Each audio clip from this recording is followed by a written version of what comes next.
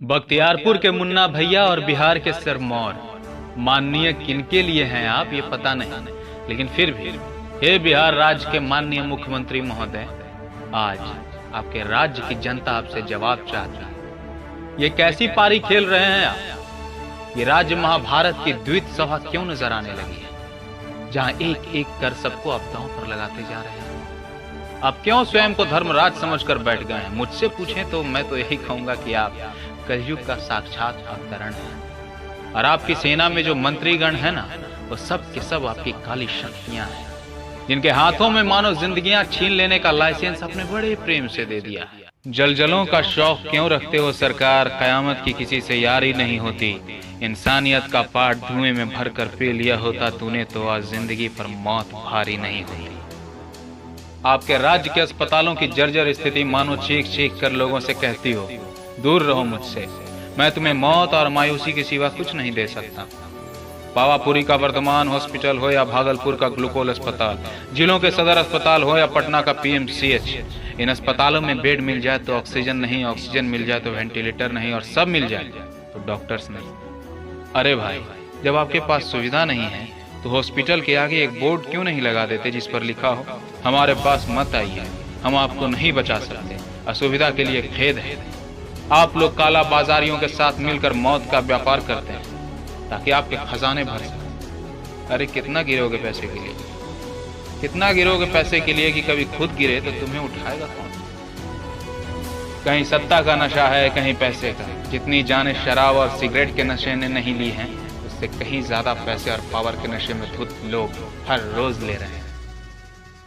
एक मुर्दे से जो बात हुई तो मैंने उससे पूछा, बड़े बेचैन हो, किसी ने शांति के लिए दुआ नहीं की क्या? उसने कहा, दुआ की नहीं, शमशान में जगह की जरूरत है, कोई पैरवी हो तो शांति हो। अशोक चंद्रगुप्त की धरती पर यह कैसा शासक आया है? अशोक चंद्रगुप्त की धरती पर यह कैसा शासक आया है? न न्याय कहीं, अधिकार नहीं है, चैन नहीं, न अमन कहीं। कर्तव्यों की हर एक कुर्सी पर दैत्यों का ही साया है। कर्तव्यों की हर एक कुर्सी पर दैत्यों का ही साया है। बात स्वास्थ्य मंत्री अमंगल पांडे की करे तो चमके बुखार से लेकर कोरोना आपदा तक ऐसा प्रतीत होता है कि किसी इंसान को नहीं, एक बुत को बिठा दिया गया है, जिसके अंदर न संवेदना है, न हृदय है, न कर्तव्य का बोध है, न अंतरात्मा की आवाज का शोर है। मैं समझता हूं कि अगर ये किसी भी मनुष्य के साथ होगा तो वो शर्म से अपने प्राण त्याग देना चाहेगा, मगर यहाँ अहंकार का उफान इतना अधिक है कि किसी भी बांध को ये तोड़कर आम जनमानस को उसकी सभ्यताओं सहित बहा कर ले जाएगा। तो जवाब दीजिए नीतीश कुमार की सवाल आपसे नहीं पूछें तो किनसे पूछें? इन बेलगाम अस्पतालों और डॉक्टरों पर आप लगाम नहीं लगा सकते तो कौन लगाएगा? अपने मंत्रियों, अपने विधायकों का नेतृत्व आप नहीं कर सकते तो कौन करेगा? इन रोते बिलखते आंसुओं के चीखते चिल्लाते प्रश्नों की गूंज तो आपके कलेजे तक जरूर पहुंचती होगी। इनका उत्तर आप नहीं देंगे तो कौन देगा? उन बंद पड़े सैकड़ों हजारों वेंटिलेटर्स और उन पर जमी धूल से उपजते प्रश्नों की अग्नि को आप नहीं तो कौन बुझाएगा?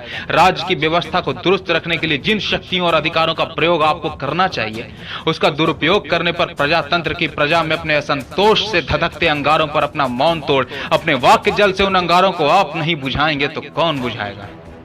जवाब दीजिए या आकर कह दीजिए दोनों हाथों को आपस में जोड़कर कि क्षमा करना मेरे बिहार के लोगों, मैं तुम्हारी जिम्मेदारियों का बोझ अब और नहीं उठा पाऊंगा। अब मेरी ओर देखना बंद कर दो, मुझसे आस लगाना बंद कर दो। मेरे इस कथन को अपना भाग्य स्वीकार करो कि यात्री जिस तरह अपने सामान की रक्षा स्वयं करते हैं, वैसे ही अपने जान की रक्षा भी आप स्वयं करें।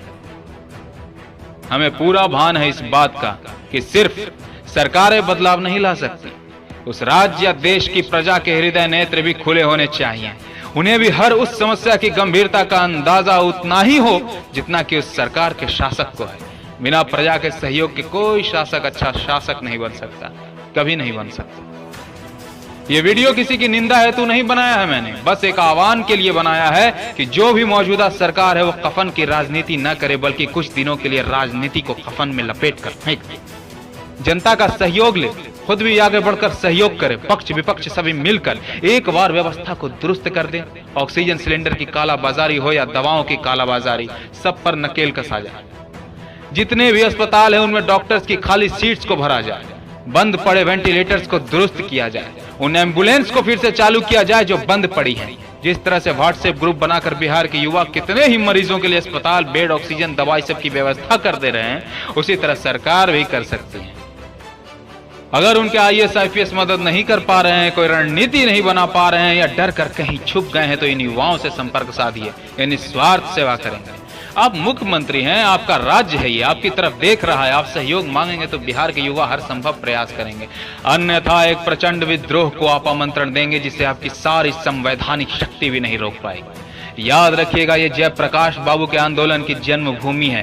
ये चाणक्य के धर्म युद्ध की धरती है, जहां घनानंद जैसे सत्ता के मद में चूर धर्मियों का नाश करने के लिए एक बीज बोया जाता है, उसे बरगद बनाया जाता है, जिसकी जड़ों में धर्मियों को दफन कर दिया गया था। इसीलिए इससे पहले कि देर हो जाए, पानी सर से ऊपर चला जाए और आपके पाप का घड़ा आपके ही वजन से टूट कर बिखर जाए, समेट लीजिए, अपने आप को समेट लीजिए, बिखरे हुए बिहार को समेट लीजिए, यहाँ की बिखरी पड़ी स्वास्थ्य व्यवस्था को समेट लीजिए, लोगों के हाथों से छूटती सांसों को समेट लीजिए और एक मिसाल कायम कर दिखाइए कि जब एक बिहारी अपने पर आता है तो पहाड़ का भी सीना चीर डालता है, ज्वालामुखी के बीचों बीच अपना रास्ता बना लेता है। क्योंकि कल अगर भारत एक महान देश था, सोने की चिड़िया था, मगध का महाजनपद था, विश्व गुरु था, तो सिर्फ एक बिहारी की वजह से था, सिर्फ एक बिहारी की वजह से। तो जगाइए नीतीश जी अपने अंदर के बिहारी को और कुछ ऐसा कर दिखाइए कि बिहार ही नहीं, देश का हर बच्चा बच्चा बोले, जय मगध, जय बिहार, जय हिंद।